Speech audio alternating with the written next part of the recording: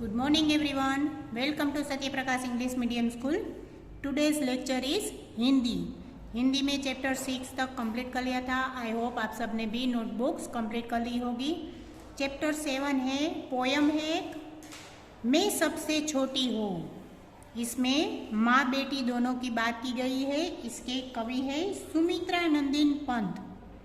सुमित्रा नंदन पंत उसका नाम है. जिसने लिखी है कविता बहुत ही बढ़िया स्टोरी है. देखो, मैं सबसे छोटी हूँ, मैं सबसे छोटी हूँ, तेरी गोदी में सोऊं.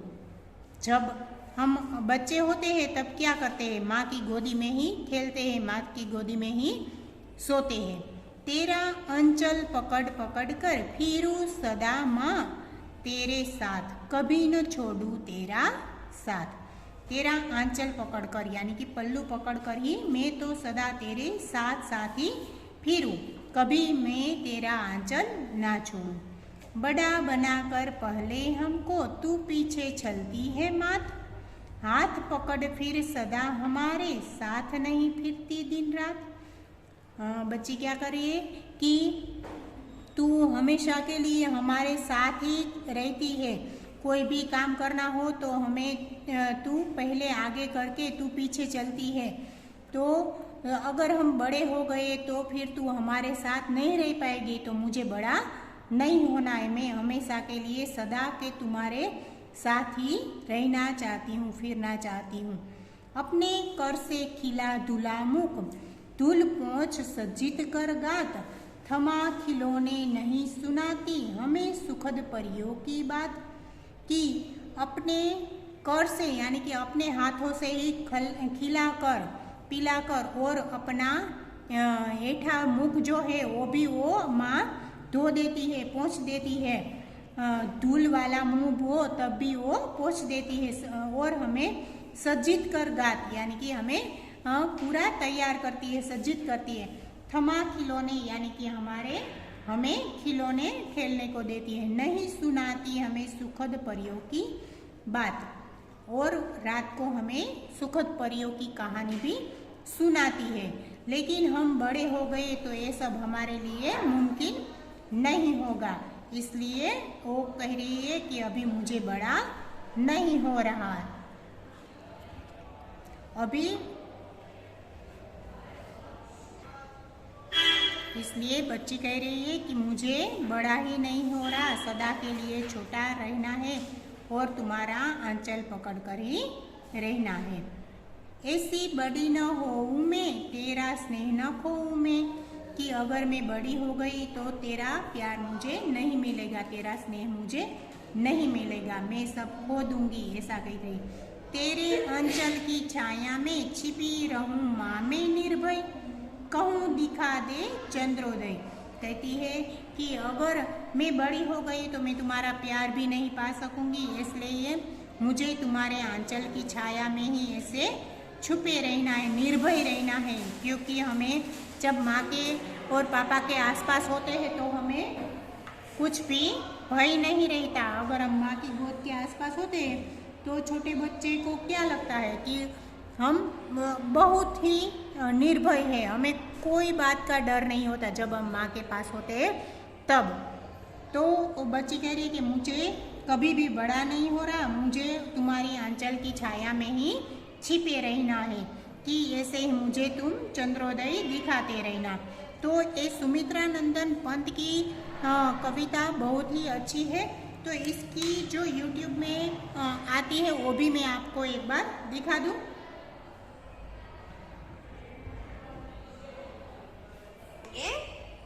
इस कविता के लेखक हैं कवि सुमित्रा नंदन पंत जी. कविता शुरू करने से पहले आइए कविता के भाव जान लेते हैं. चूँकि कवि सुमित्रा नंदन पंत जी सदैव कविता शुरू करने से पहले आइए कविता के भाव जान लेते हैं. चूँकि कवि सुमित्रा नंदन पंत जी सदैव ही अपनी माँ के प्रेम से वंचित रहे थे, इसलिए उन्होंने एक छोटी लड़की के रूप में स्वयं के भावों को इस कविता में व्यक्त किया है. यहाँ वे एक छोटी लड़की के रूप में ये बताना चाहते हैं कि वे सदैव जीवन में छोटे ही रहना चाहते हैं, कभी बड़े नहीं होना चाहते. ताकि उन्हें सदैव अपनी माँ का प्यार मिल सके। क्योंकि जब बच्चे छोटे होते हैं तो माँ उनकी ज्यादा देखभाल करती है, उनसे प्रेम करती है। लेकिन जब वे बड़े हो जाते हैं तो माँ उनसे प्रेम तो करती है लेकिन सदैव उनके साथ नहीं रहती, क्योंकि कभी हमेशा अपनी माँ के साथ रहना चाहते हैं, इसलिए वे सदा छोटे ही रहना चाहते हैं। आइए कविता शुरू करते हैं। कविता का पहला पद है, मैं सबसे छोटी हूँ, तेरी गोदी में सोऊं, तेरा अंचल पकड़ पकड़ कर फिरूं सदा माँ तेरे साथ, कभी न छोड़ूं तेरा हाथ। प्रस्तुत कविता में एक छोटी बच्ची अपनी माँ से कह रही है कि माँ मैं सदैव सबसे छोटी रहना चाहती हूँ। जब मैं सबसे छोटी रहूंगी तो आपकी गोदी में सोऊंगी और आपका आंचल पकड़ पकड़ कर सदा आपके साथ जाऊंगी या सदा आपके साथ चलूंगी और कभी भी आपका हाथ नहीं छोड़ूंगी। आगे बड़ा बनाकर पहले हमको तू पीछे चलती है मात, हाथ पकड़ फिर सदा हमारे साथ नहीं फिरती दिन रात। बच्ची अपनी माँ से कह रही है कि माँ पहले तो आप हमें बड़ा करती हैं और फिर हमारे साथ छल करती हैं। छल क्या करती हैं कि जब हम बड़े हो जाते हैं तो फिर आप कभी भी हमारा हाथ पकड़कर हमारे साथ दिन रात नहीं चलते। अपने कर से खिला धुला मुख, धूल पोंछ सज्जित कर गाल, थमा खिलौने नहीं सुनाती हमें सुखद परियों की बात। वो आगे कहती है कि जब हम बड़े हो जाते हैं तो आप हमें अपने हाथों से खाना भी नहीं खिलाती और हमारा मुख भी नहीं धुलाती, हमारे शरीर की धूल नहीं पोंछती अर्थात हमें साफ सुथरा नहीं बनाती हैं और हमारे शरीर की भी सुंदर सजावट नहीं करती है। गात मतलब शरीर और सज्जित करना मतलब सजाना, तो शरीर सजाना अर्थात सुंदर कपड़े आदि पहनाना। तो बालिका कहती है कि आप हमें अपने हाथों से खाना नहीं खिलाती, हमारा मुख नहीं पोंछती हैं, हमारे शरीर को साफ सुथरा नहीं करती, हमारी धूल वगैरह साफ नहीं करती और हमें सुंदर कपड़े भी नहीं पहनाती हैं। आप हमें खिलौने देकर सुंदर परियों की कहानियां भी नहीं सुनाती हैं। ऐसी बड़ी न हो मैं, तेरा स्नेह न खोऊं मैं। इसीलिए वे कहती हैं कि ऐसा बड़ा मुझे नहीं होना है कि जहां आप मेरे ये सारे काम ना करें और कहीं न कहीं जब आप मेरे ये सारे काम नहीं करती हैं तो मुझे ऐसा लगता है कि मैंने आपका स्नेह कहीं खो दिया है, अर्थात कि आप मुझे अब इतना ज्यादा प्रेम नहीं करती हैं क्योंकि मैं बड़ी हो गई हूँ। आगे लिखा है, तेरे अंचल की छाया में छिपी रहूं निस्पृह निर्भय, कहूँ दिखा दे चंद्रोदय। बच्ची कहती है कि माँ मैं तो हमेशा आपके आंचल की छाया में छुपी रहना चाहती हूँ।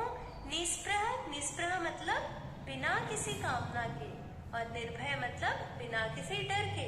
बच्ची कहती है कि हे माँ मैं बिना डर के और बिना किसी इच्छा के हमेशा आपके आंचल की छाया में छिपी रहना चाहती हूँ और हमेशा आपसे कहना चाहती हूँ कि मुझे आप चंद्रोदय दिखा दीजिए। चंद्रोदय अर्थात चंद्रमा का उदय होना दिखा दीजिए। तो आज हमने कविता मैं सबसे छोटी हूँ पढ़ी और अब इस कविता के प्रश्न उत्तर हम अगले भाग में करेंगे।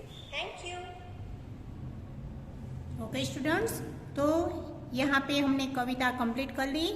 इसके क्वेश्चन आंसर और एक्सरसाइज न्यू वर्ड्स और एक्सरसाइज पेज नंबर 44, 45 और 46 जो कुछ भी आपको नोटबुक में लिखना है वो आपको पता है और जो बुक्स में ही लिखना है, टेक्स्ट बुक में लिखना है वो भी कंप्लीट करना है।